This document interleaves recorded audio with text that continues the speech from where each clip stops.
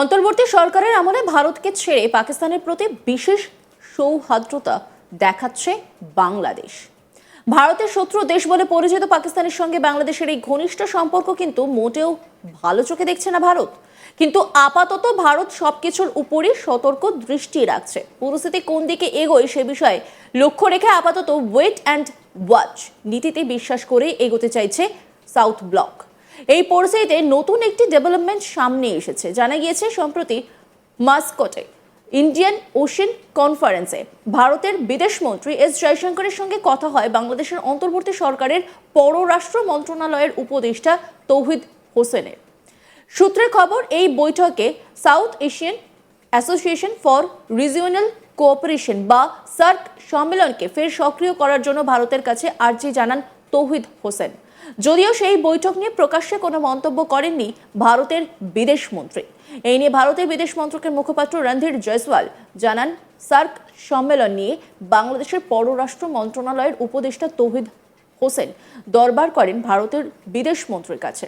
ভারতের বিদেশমন্ত্রী তাকে স্পষ্ট করে দিয়েছেন, বাংলাদেশ যখন কোনোভাবেই সন্ত্রাসবাদকে মদদ না দেয়। একই সঙ্গে ভারতের বিদেশ মন্ত্রকের মুখপাত্র জানান, আপনারা সকলেই জানেন কোন দেশের জন্য কুকর্মের জন্য সার্ক সম্মেলন নিষ্ক্রিয় হয়েছে। রণধীর জয়সওয়াল তিনি কি বলেছেন শোনাব আপনাদের। Whether SAARC came up for discussion or not, yes, the matter was brought up by the Bangladesh side in external affairs meeting when EM met with Bangladesh foreign advisor in Muscat. Everyone in South Asia is aware of which country and what activities are responsible for stymieing SAARC. EM conveyed that it is important that Bangladesh should not normalize terrorism. Regarding a second question about the comments being made by certain advisors and what sort of impact it will have on our dealings, yes, we have taken note of such remarks, which are of course not helpful. It is for the concerned individuals to reflect on implications for their particular domain. So that is how I would like to answer your question. জার্মানির মিউনিখে নিরাপত্তা কনফারেন্সের বৈঠকে গিয়ে তাবড়ো দেশের কূটনীতিকদের পুরো ধুয়ে রেখে দিলেন ভারতের বিদেশমন্ত্রী এস জয়শঙ্কর। এমনিতেই স্বল্পভাষী বলে পরিচিত, রাজনীতিতে আসার আগে দীর্ঘদিন বিভিন্ন দেশে ভারতীয় রাষ্ট্রদূতের দায়িত্ব সামলেছেন। তাই বিদেশের মাটিতে গিয়ে কার্যত সোজা ব্যাটাই খেললেন মোদির প্রিয় এই বিদেশমন্ত্রী। মিউনিখে সিকিউরিটি কাউন্সিলের বৈঠকে পশ্চিমের দেশগুলির বিরুদ্ধে গণতন্ত্র নিয়ে দ্বিচারিতায় অভিযোগ তোলেন জয়শঙ্কর। মঞ্চে তখন আমেরিকায় সেনেটর এলিসা সল্টকেন, নরওয়ের প্রধানমন্ত্রী এবং ওয়ার্সার মেয়র রাফাল এজাসকোস্ক রয়েছেন। জয়শঙ্কর বললেন, ভারতীয় অভিজ্ঞতা সম্ভবত অন্যদের তুলনায় তাদের সমাজে বেশি স্থানান্তরযোগ্য। তিনি আরও বলেন, পশ্চিমের দেশগুলি যদি গণতন্ত্রকে প্রাধান্য দিতে চায় তবে অপশ্চিমের দেশগুলি সফল মডেলগুলিকে আলিঙ্গন করা গুরুত্বপূর্ণ। তিনি বলেন যে ভারত ঐতিহাসিকভাবে একটি উন্মুক্ত সমাজ এবং চ্যালেঞ্জ সত্ত্বেও একটি গণতান্ত্রিক মডেল হিসেবে সত্য ছিল। জয়শঙ্কর বলেন, আমি অনেক উপায়ে যুক্তি দেব যে ভারত ঐতিহাসিকভাবে একটি উন্মুক্ত সমাজ যা বিশ্বের সঙ্গে অনেক বেশি সংযুক্ত।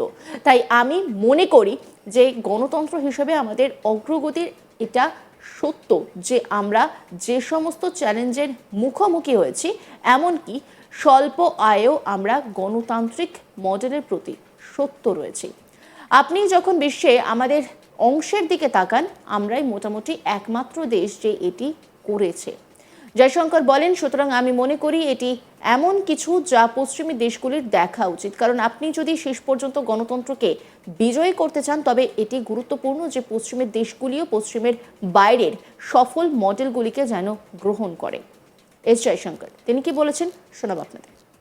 I would argue that in many ways, India, because it's historically been an open society, one very much linked with the world, many countries of the global south are more likely to say the Indian experience is more transposable to their societies than perhaps those of others.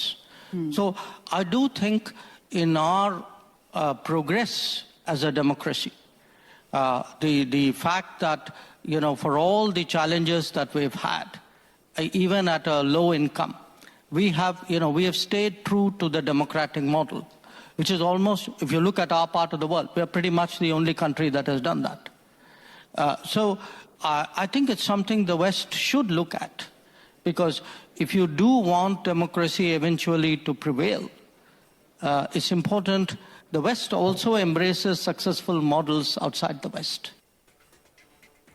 বৈঠকে জয়শঙ্কর পশ্চিমের দেশগুলির রাষ্ট্রদূতদেরও নিশানা করেন। তিনি বলেন, পশ্চিমের রাষ্ট্রদূতরা যা করেন আমি হলফ করে বলতে পারি, যদি ভারতীয় রাষ্ট্রদূতরা তার ভগ্নাংশও করে থাকেন তাহলে হইচই শুরু হয়ে যাবে। জয়শঙ্কর বলেন, প্রত্যেক দেশের নিজস্ব মূলধারার রাজনীতি এবং বহিরাগতরা আছে।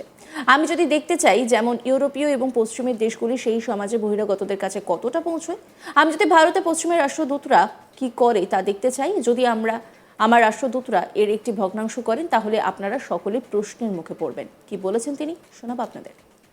So every country has its mainstream politics. It has its outliers. Okay.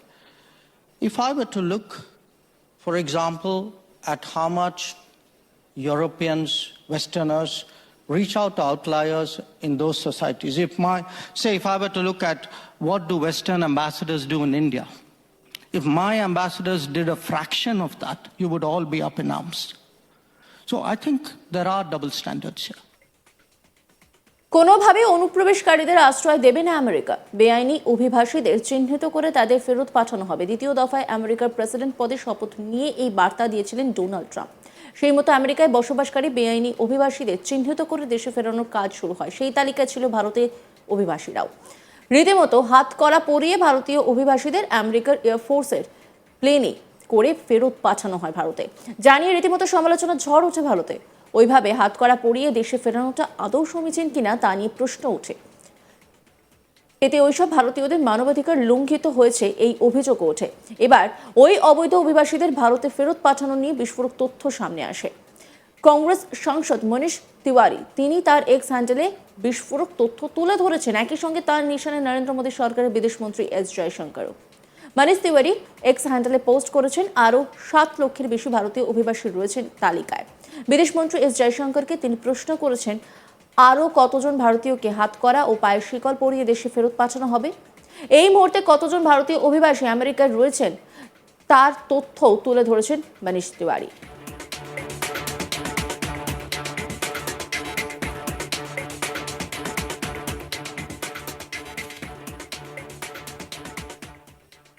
অন্যান্য খবরের আপডেটের জন্য অবশ্যই নজর রাখুন আজ তাক বাংলার ইউটিউব স্ট্রিমিংয়ে। লাইক, কমেন্ট, শেয়ার এবং সাবস্ক্রাইব করতে ভুলবেন না।